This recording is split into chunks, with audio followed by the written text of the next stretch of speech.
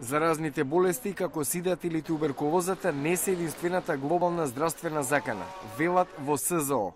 Всушност, најголемата закана се незаразните болести, како резултат на нездрава исхрана, нездрав начин на живот, влошена животна средина и генетски фактори. На третман на ракот, срцевите заболувања и дијабетесот од година во година се трошат милиарди долари.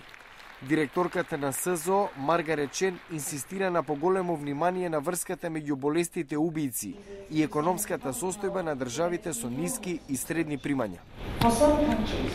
Не е претерување ако во некои држави ја опишеме ситуацијата како катастрофа, што не се случила, катастрофа за здравјето, општеството и економијата.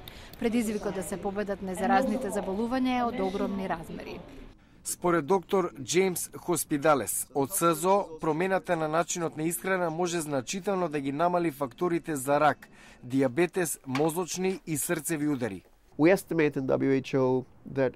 Проценивме дека во наредните 10 години може да спасиме над 30 милиони животи со едноставни мерки. Намалување на нивото на сол за 15 до 20%, намалување на количината на никотин, изголемување на превентивните мерки за луѓето кои се во ризик од срцев или мозочен удар.